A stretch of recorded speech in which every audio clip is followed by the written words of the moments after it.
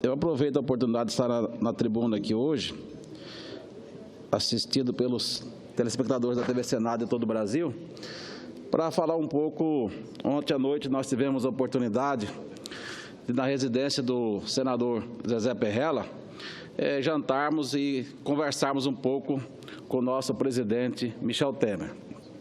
E as impressões que tive foi extremamente positiva, da posição do presidente de um estadista preocupado, evidentemente, com o momento do nosso país, mas, sobretudo, também entendendo a situação em que passa a nossa população, a crise que assola e, como daqui a pouco falou o senador Garibaldi, da renegociação da dívida dos estados, que foi extremamente positivo, porque muitas vezes você pode observar, em função do mercado, entender que de repente teve um afrouxo fiscal, mas foi totalmente ao contrário. Existia várias ações já em andamento, com alguns limiares já concedidos a alguns estados, e que esse acordo suspende essas ações, o compromisso dos governadores de não entrarem com novas ações da Justiça.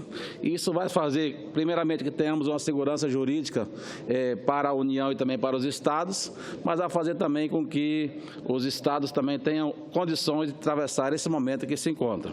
E eu, como municipalista, como ex-prefeito e presidente da Associação Mato Grossense dos Municípios por 2 mandatos, e que também participei da diretoria da Confederação Nacional dos Municípios, e sei também da dificuldade que passam os municípios, principalmente as capitais, os grandes municípios. Espero que essa renegociação também seja estendida aos municípios brasileiros que também passam por suas dificuldades aí com contratos que foram feitos anteriormente e que muitos desses valores já foram pagos e hoje se devem mais do que foram contratados.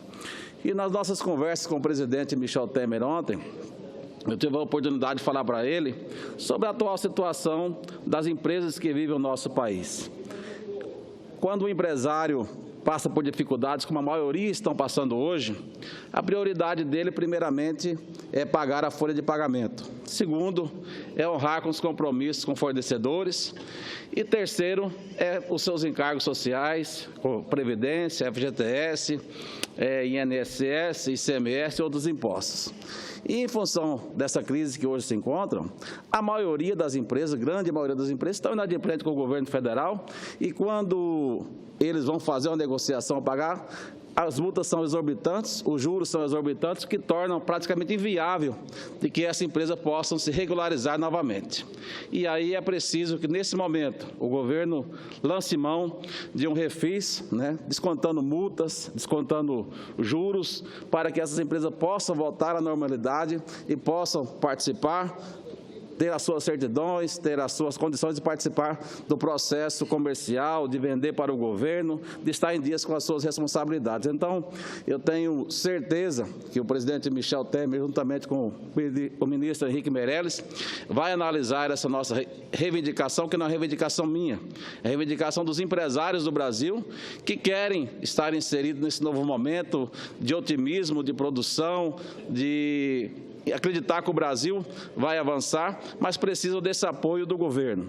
E, por falar em crise, hoje, presidente, fiquei triste em ver uma matéria de que um empresário de Minas Gerais, ele, depois de várias tentativas, em função da crise, seu negócio não estava indo bem, depois de várias tentativas, ele tentou negociar com os sindicatos para diminuir a hora de trabalho, tentou fazer todo tipo de acordo, e a intransigência dos sindicatos, do Ministério Público do Trabalho, não aceitou. E ele demitiu seus 223 funcionários, depois foi no barracão da sua empresa, armou uma corda e suicidou. Isso é o retrato do que vive o Brasil hoje, da indústria que se montou entre os sindicatos, uma lei trabalhista intransigente, e que nós precisamos ter a coragem aqui, no Senado Federal, de enfrentar esse fato com altivez, porque senão o que vai acontecer, o que eu já disse aqui ontem, é que as empresas brasileiras vão se instalar na Argentina, vão se instalar no Paraguai, ou estão se instalando, vão se instalar na China, mas ninguém vai querer gerar emprego no país em que você tem insegurança e que existe uma verdadeira indústria hoje entre sindicatos, entre alguns advogados e entre conluio com alguns funcionários e que, na verdade, eles não têm interesse em trabalhar, têm interesse em dilapidar o patrimônio das empresas e não estão preocupados. Com certeza, hoje, esse sindicato lá de Minas Gerais deve estar pensando, 223 funcionários perderam o emprego, não teve um acordo, o dono da empresa suicidou, e isso é muito triste para o Brasil. E como esse empresário, existem vários hoje no Brasil passando por dificuldades e que é necessário que nós pensamos, se nós não abaixarmos um pouco a nossa bola, sindicatos, Ministério Público do Trabalho, nós alterarmos a lei do trabalho, as empresas não vão aguentar. Não vão aguentar, não é possível que um funcionário trabalhe em uma empresa, ele trabalha 2 anos, ganha R$1.000 por mês, digamos, ele ganhou 24 mil, mais os encargos, o acerto recebeu 40 mil. Quando ele sai, ele entra com ação trabalhista contra essa empresa, pedindo R$200 mil de horas em Tinder, da hora que ele saiu de casa para chegar no trabalho, do tempo que ele ficou no ônibus, 5 minutos esperando o colega, e aí para você é condenado, para você recorrer, você já tem que recolher 30% desse valor. Então, nenhuma empresa aguenta e ninguém vai querer ser empresário num país dessa forma. Então, é necessário que nós tenhamos a coragem de fazer uma reforma trabalhista, de entender a situação que o Brasil vive, porque senão vai ficar os sindicatos sem seus sindicalizados, vai ficar as empresas fechadas e o Brasil cada vez vai andando mais para trás.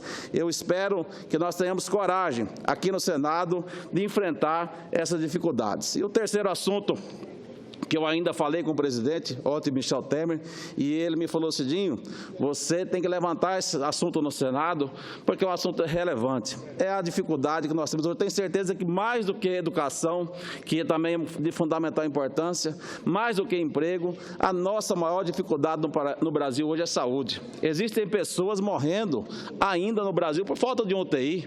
Eu recebo todos os dias telefonemas de pessoas do interior do Mato Grosso pedindo UTI, pedindo, pelo amor de Deus, um leito hospitalar, um remédio de alto custo. Não é possível, num país rico como o nosso, nós temos uma condição dessa. Então, é preciso se fazer um pacto pela saúde no Brasil, envolvendo o governo federal, envolvendo governos estaduais, envolvendo os governos municipais. Não tem condições nenhuma de nós falarmos que somos cristãos, que somos seres humanos e aceitar que várias pessoas nesse momento estejam, crianças, adolescentes, idosos, morrendo por falta de um UTI, por falta de um atendimento médico, por falta de um remédio de alto custo, porque, infelizmente, o sistema não está funcionando como deveria funcionar. Então, é um assunto que deve ser encarado com total seriedade pelo novo governo, e eu tenho certeza que os governadores, os prefeitos, eu já fui prefeito. O prefeito é aquela pessoa que, quando você dá o estímulo, ele vai, porque ele tem disposição, ele tem coragem, ele está ali na ponta, está sentindo a necessidade. Quando tem uma necessidade, ele não quer saber se ele tem orçamento, se não tem orçamento, ele vai atender. Agora, os municípios também hoje estão em situação falimentar. A queda da arrecadação do FPM, do ICMS, atingiu diretamente os municípios brasileiros. Então, é preciso que tenhamos condições de oferecer aos municípios as condições para que eles possam dar um atendimento digno às suas populações.